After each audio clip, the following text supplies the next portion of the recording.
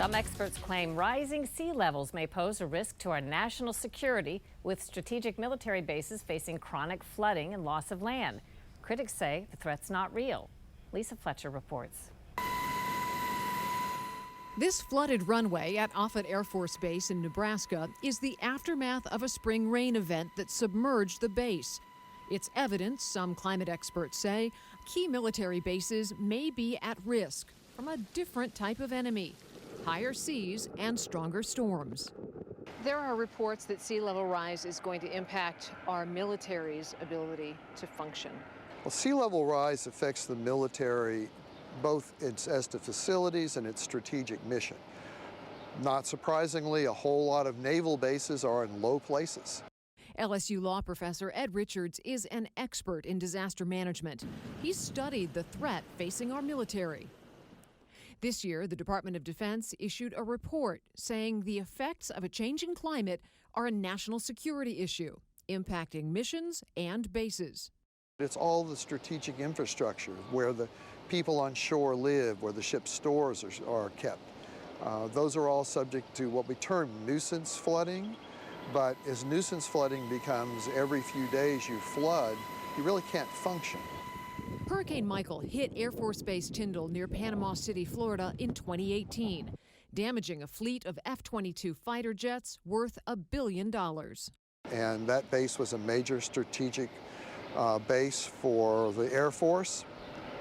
There was another major base very close by. If the storm had a slightly different track, it would have taken out both of them. In 2016, a panel of military experts and the Center for Climate and Security broke down the costs of rising seas on our military bases. Among their findings, Naval Air Station Key West. By 2070, high tides could flood up to 95% of the station. Portsmouth's Naval Shipyard in Maine is in charge of the Navy's nuclear-powered submarines.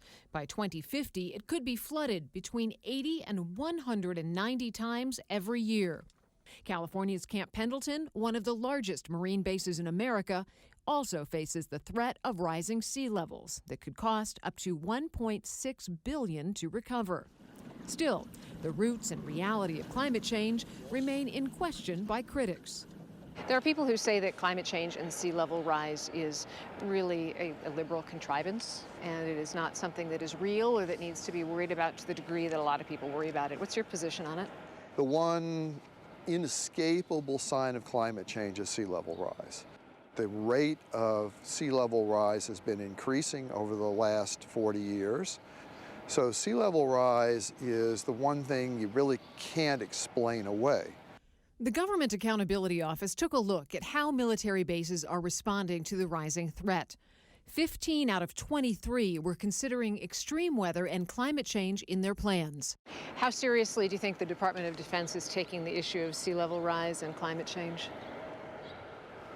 Previous to this administration, the Department of Defense was a leader in this. They've published reports for 10 or 15 years looking at the risks, both the geopolitical risks and the infrastructure risks. They're still issuing reports that are pretty honest, although there's more and more pressure on them, as with other government agencies, to stop talking about climate change. Should the military bases be being moved to higher ground? Yes. The Congress right now, the House, is asking the military to do a projection on the cost of moving bases. And that may be part of the next military appropriations bill, is an estimate of the cost of moving or reconfiguring bases to deal with climate change risk. The National Defense Authorization Act for 2020, the military budget, would require military installations to assess risks from sea level rise and extreme weather and take action to protect them if need be.